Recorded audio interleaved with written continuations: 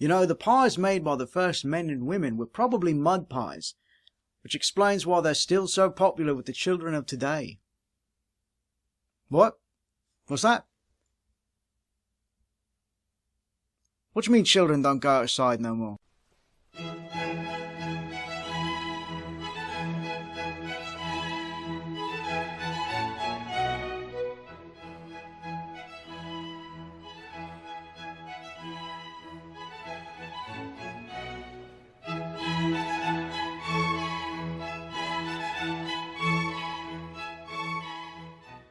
Welcome to A Brief History of the Past.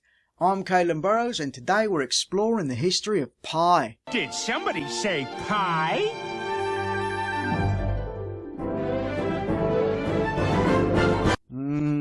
Pie. Apple, peach, strawberry, banana cream. Pecan can bugger off though, alright? And none of that math stuff either, alright? Edible pies only. It's sensitive. Be sure to stick around near the end of the video for a tasty apple pie recipe from our friends over at Yellow Bliss Road. The history of pie can be traced back to around 6000 BC, which I think stands for before cherry.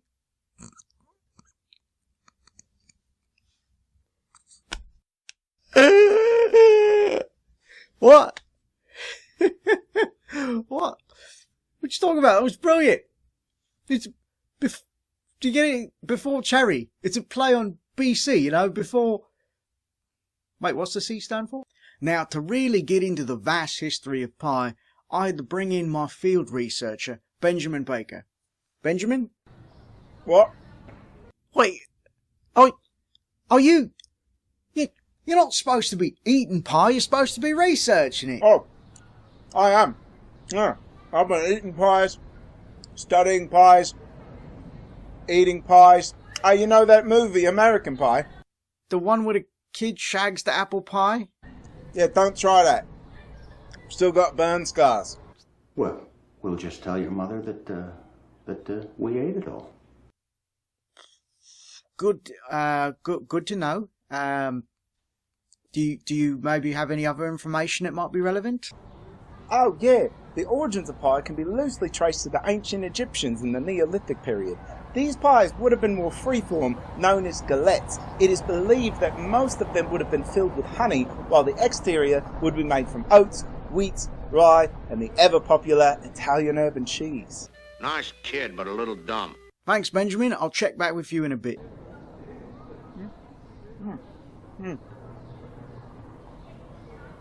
Later on, during the reign of Ramses II, bakers would have incorporated nuts, honey and fruits into their bread dough, sort of early pastry. Now, drawings of this were found in the tomb of Ramses in the Valley of the Kings.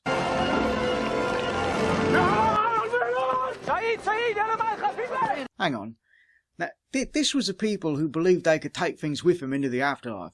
Are you telling me that Ramses was like, alright, well, it's time to die, so... let's see. I want to take a bunch of gold, right? Yeah. Some statues of me. Really like that one. That's a good one. Right there. All me slaves, especially you. Yeah. You know what? And my favourite pie recipe as well. The Greeks were the next to carry on the galette tradition, and it's thought that they originated pie pastry.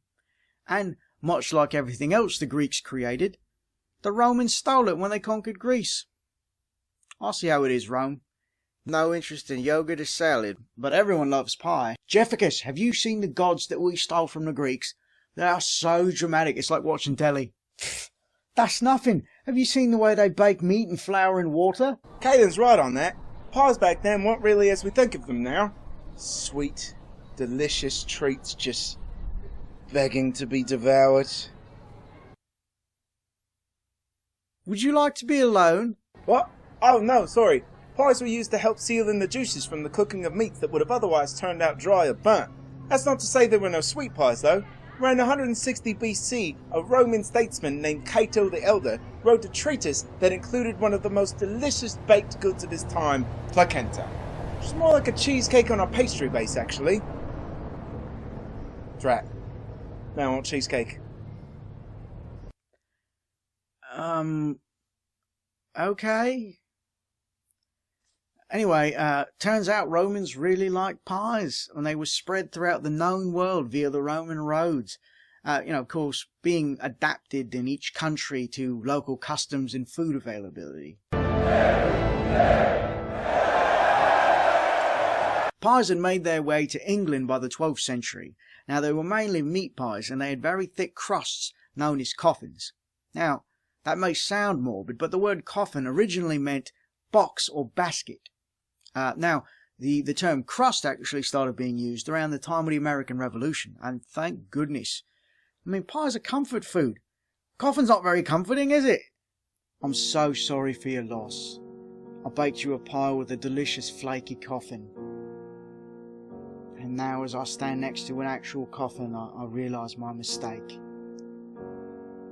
Did you know that BC stands for before cherry? During the 16th century, the animated pie became a trend for the wealthy. What's an animated pie? Oh, I'm so glad you asked. I wasn't actually talking to you. These pies were filled with living creatures like birds, rabbits, frogs, turtles, even small people that would emerge from the pie when it was cut open to entertain the onlooking crowd. Hang on, did you say small people? Like how small? You know, like door-sized. That's not small. Smallish. Wait, are you saying the stripper cake was invented in the 1500s in the form of a giant pie? Set it off, baby!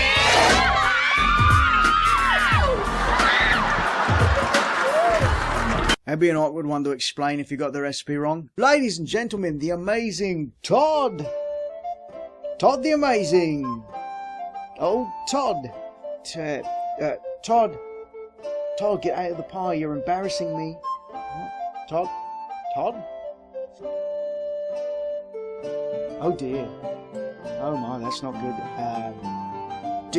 Do we have the average Jerry on standby? In the 1600s, when the Pilgrims came to the New World, they began making pies with fruits and berries that were shown to them by the natives. They also started making pies with shallow, round pans to stretch out limited ingredients. It's also a common myth that Pilgrims served pumpkin pie at the first Thanksgiving celebration. However, at that time they didn't have access to butter, flour, or even ovens that would have made this possible. I mean, let's face it, even if they did, the only pies the Pilgrims would have served would have been filled with lies, am I right? Up top. No? Well, Benny? Too soon. In America, during the 1700s, pie was served at nearly every meal. It was popular with pioneer women at the time because it could withstand the diverse temperatures of wood-burning stoves. Nearly every meal? I mean, it's sort of weird to think about today, but I'll bet pioneer kids at the time were like, pie again? Could we just have some raw veg or something, Mum? I mean, please, I'll just nibble on the table tonight. Kaelan, speaking of America, did you know that its first president, George Washington, also loved pie? His favourite recipe was for a pie of sweetbreads. Sweetbreads? What are we talking about? Donuts? Cream puffs? That sort of thing? No, it's animal glands. Animal glands? He loved pies filled with animal glands?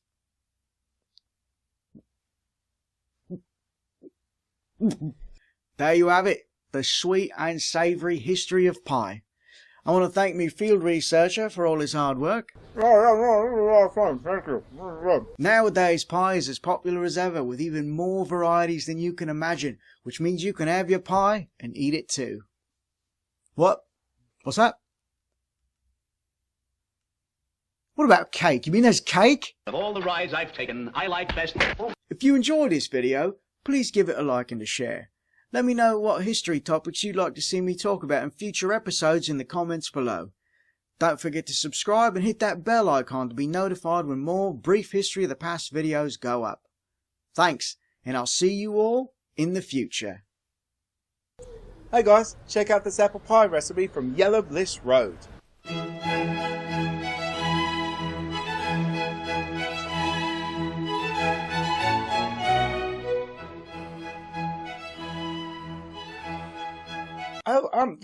The early pies would have been loosely tied to the ancient Egyptians in the Neolithic period.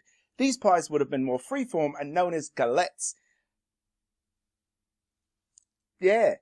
So there you go. Facts, eh?